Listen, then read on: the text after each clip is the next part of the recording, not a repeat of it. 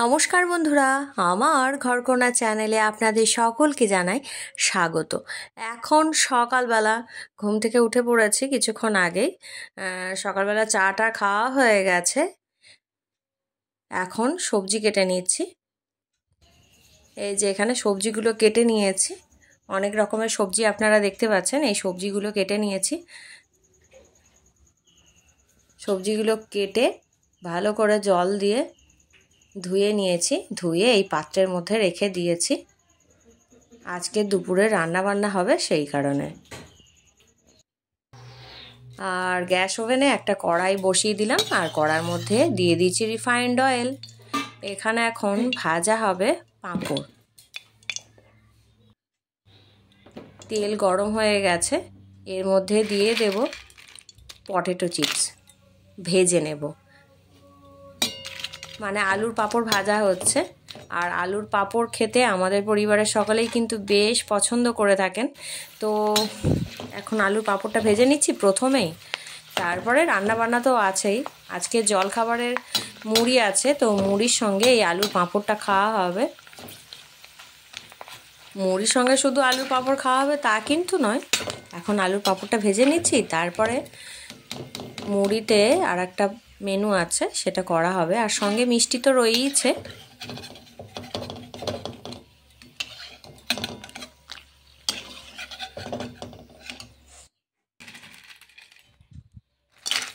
একই রকমভাবে আমি বেশ কিছুটা পরিমাণে আলুর পাঁপড় ভেজে নিচ্ছি। এই আলুর পাঁপড়গুলো ভাজতে কিন্তু তেল বিশেষ লাগে না, মানে তেলে ডুবলেই হয়ে যায়। তেল কিন্তু মানে অ্যাবজর্ব করে না, মানে টেনে নেয় না তেলটা।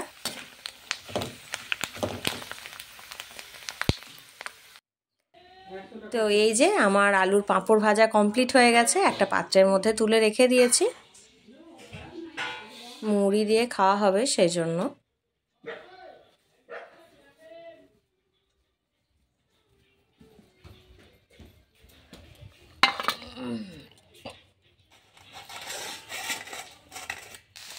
প্রথমে পরিষ্কার কড়াই আলুর পাঁপড়গুলো ভেজে নেওয়ার পর এখন ওই কড়াইটার মধ্যেই একটু 5 ফোড়ন শুকনো লঙ্কা দিয়ে আলু ভেজে নেওয়া হচ্ছে। এটা জলখাবারের মুড়ি খাওয়া হবে সেজন্য। গতকাল তো জলখাবারে লুচি ছিল, সেজন্য আজকে সকালের দিকে জলখাবারে মুড়ি খাওয়া হচ্ছে। মুড়ির সঙ্গে রয়েছে এই আলু ভাজা আর ওই আলুর পাঁপড় আর হচ্ছে মিষ্টি।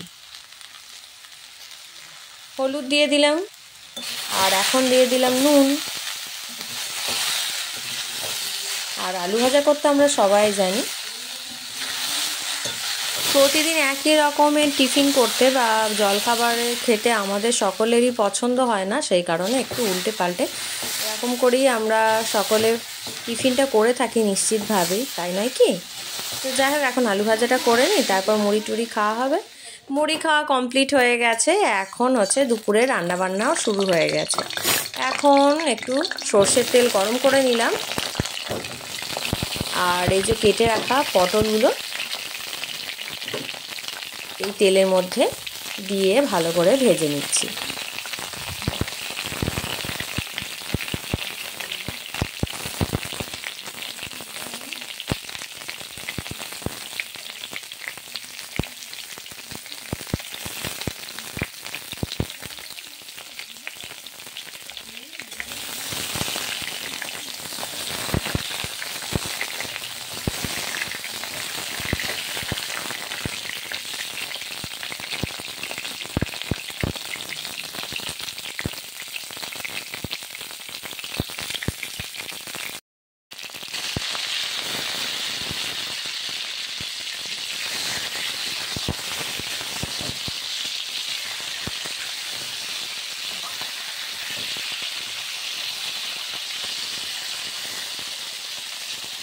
পেঁয়াজ রসুন দিয়ে পটলের কারি করা হবে, সেই কারণে পটলগুলো আমি ভালো করে এখানে ভেজে নিলাম।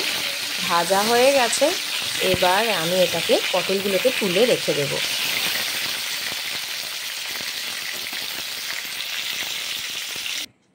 তারপর ওই তেলের মধ্যে দিয়ে দিলাম বড়ি, কয়েকটা বড়ি দিয়ে দিলাম। বড়িগুলো এখন ভেজে নিচ্ছি।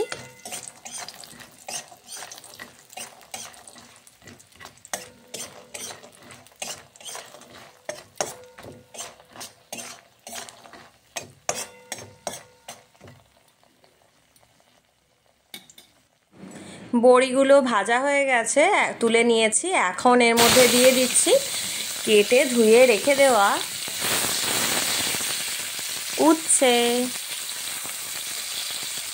উচ্ছেগুলোকেও আমি ভালো করে ভেজে নিচ্ছি। রান্নাটা দেখে নিশ্চয়ই বুঝতে পেরে গেছেন যে কি রান্না হতে চলেছে আজকের দুপুরে। তো হ্যাঁ, ওটাই হবে। এখন একটু নুন দিয়ে দিলাম উচ্ছেটার মধ্যে।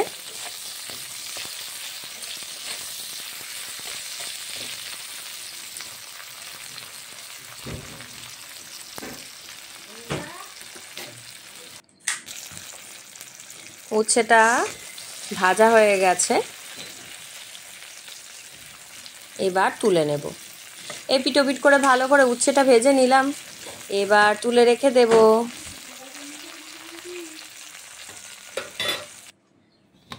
উচ্ছে ভাজা হয়ে গেছে, এখন এর মধ্যে দিয়ে দিলাম বরবটি। অল্প কিছুটা পরিমাণ বরবটি কেটে রেখে দিয়েছিলাম, যে এখন এই বরবটিটা ভেজে নিচ্ছি।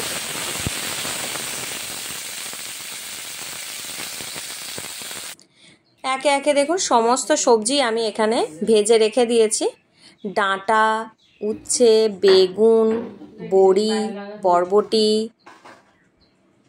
সমস্ত সবজি ভেজে রেখে দিয়েছি। কাঁচা কলাটা ভাজা হয়নি এখনো, কাঁচা কলাটা ভাজবো না। কাঁচা কলাটা কেটে জলের মধ্যে দেওয়া আছে, ওটা একদম রান্নার মধ্যে না ভেজেই দিয়ে দেব। এখন তেলের মধ্যে শুকনো লঙ্কা 5 ফোড়ন দিয়ে দিয়েছি। আর এই আলুগুলো অন্য তরকারি হবে বলে কাটা ছিল, আমি এইটা মেনুটা চেঞ্জ হয়ে গেছে, তো সেই কারণে আলুটাও এইভাবেই কাটা আছে, এটা দিয়ে রান্না করে নেব। শুক্তোতে লম্বা লম্বা আলু কাটা হয় সেটা আমি জানি, কিন্তু একটা অন্য পদ হওয়ার কথা ছিল। আলু দিয়ে মশলাটা কষিয়ে নিলাম। এখন এই ভেজে রাখা সবজিগুলো দিয়ে দিচ্ছি। আর উচ্ছেটা আমি এখন দেবো না, উচ্ছেটা পরে দেব। তার কারণ হচ্ছে উচ্ছেটা আগে থেকে দিলে শুক্তোটা একটু তেতো হয়ে যায়, অনেকে সেটা পছন্দ করে না আমার পরিবারের, সেই কারণে উচ্ছেটা আমি এখন দেব না। উচ্ছেটা নাবানোর জাস্ট আগেই আমি দিয়ে নাবিয়ে নেব।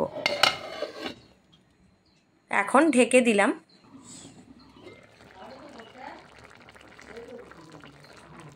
এর মধ্যে এখন দিয়ে দেব, এইভাবে এখন একটু নেড়ে নিচ্ছি। আর দেখছি ডাঁটাগুলো সেদ্ধ হয়েছে নাকি, দেখছি ডাঁটাগুলো সেদ্ধ হয়ে গেছে। এখন এর মধ্যে দিয়ে দিলাম একটু পোস্ত বাটা। পোস্ত বাটাটা আমি জল দিয়ে ভালো করে গুলে নিয়েছিলাম, যাতে কোনো দানা না থাকে, মানে এক জায়গায় আটকে না থাকে। ভালো করে জল দিয়ে গুলে নিয়ে এর মধ্যে দিয়ে দিয়েছি। নুন মিষ্টি ব্যালেন্স করার জন্য একটু দিয়ে দিয়েছি একটু নুন আর অল্প একটু চিনি। এখন এর মধ্যে দিয়ে দিলাম উচ্ছেগুলো, ভেজে রাখা উচ্ছেগুলো এখন দিয়ে দিয়েছি। রান্না অলমোস্ট ডান হয়ে গেছে। আমি তো এইভাবেই শুক্তো রান্না করি, আপনারা কেমনভাবে করেন? আপনারা নিশ্চয়ই সুন্দরভাবে তৈরি করতে পারেন, কিন্তু আমি এইভাবেই রান্না করি, তাই আমি এইভাবেই রান্নাটা করলাম। জানি না আপনাদের ভালো লাগবে কি না, আপনারাও এইভাবে করতে পারেন যদি আপনাদের পছন্দ হয়। পোস্ত বাটা তো দিয়েইছি, তারপরে দিয়ে দিলাম একটু গুঁড়ো দুধ গুলে এর মধ্যে দিয়ে দিয়েছি। আর এখন দিয়ে দিচ্ছি 1 চামচ মতো ঘি। ভালো কিছুই দিতে হবে। আপনারা তো সুন্দর রান্না করতে পারেন আমি জানি, কিন্তু আমি এইভাবেই রান্না করি ঘরোয়াভাবে। খুব বেশি উপকরণ আমি দিই না, যেগুলো ঘরের মধ্যে থাকে আর সেই উপকরণ দিয়ে আমি কিন্তু এইভাবে শুক্তোটা রান্না করে থাকি, ঘরোয়া উপকরণ দিয়েই।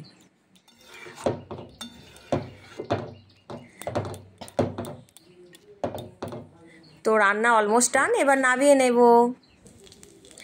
এখন কড়াইয়ে 5 ফোড়ন, শুকনো লঙ্কা, সর্ষের তেল দিয়ে এর মধ্যে দিয়ে দিয়েছি বেশ কিছুটা পরিমাণ হিং।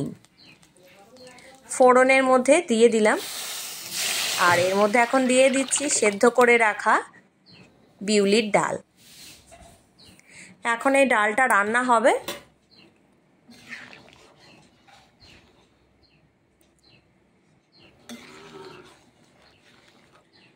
আর তারপরে হবে পটলের ওই রসাটা, যেটা পেঁয়াজ রসুন দিয়ে করা হবে, সেই কারণে ওটা লাস্টে হবে। আর গতকালের মাছটা ছিল, বেশ কিছুটা পরিমাণ মাছের যে সর্ষে পোস্ত করা হয়েছিল সেটা রয়ে গেছে, তো এখন সেটা গরম করে নেব, তাহলেই আজকে দুপুরে রান্না মোটামুটি কমপ্লিট হয়ে যাবে।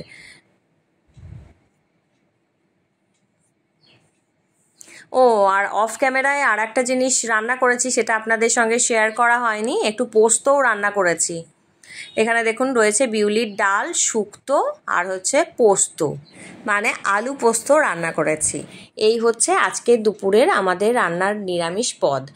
আর মাছের সর্ষে পোস্ত তো রয়েইছে, আর আমের চাটনি রয়েছে। এই দিয়েই আজকে দুপুরের খাওয়া দাওয়া হবে, আর সঙ্গে ভাত তো রয়েইছে।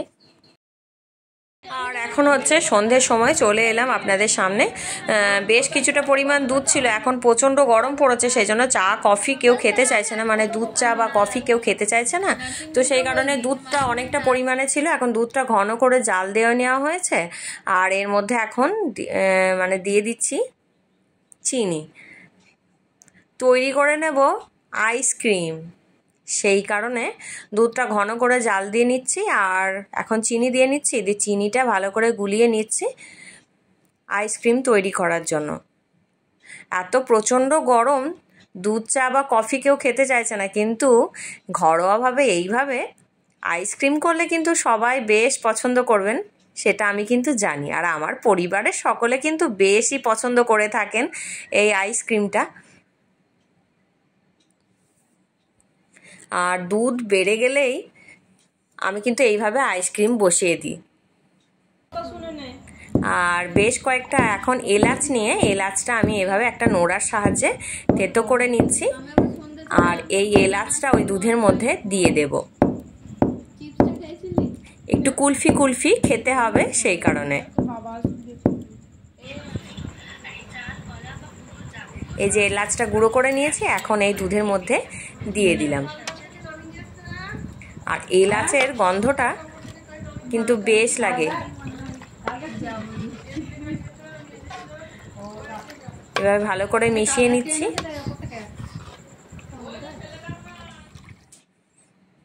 আমি কিন্তু ছোট ছোট কোনো পাত্রে বসাচ্ছি না, এটা বেশ কিছুটা পরিমাণ রয়েছে।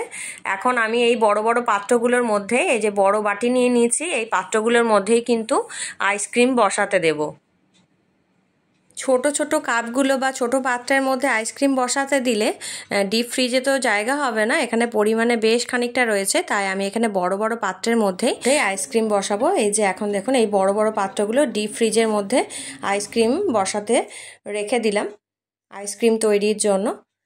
তো আজকের আমার এই ভিডিওটা আপনাদের কেমন লাগলো কমেন্ট করে জানাবেন। আজ এই পর্যন্তই, দেখা হবে পরবর্তী ভিডিওয়। নমস্কার।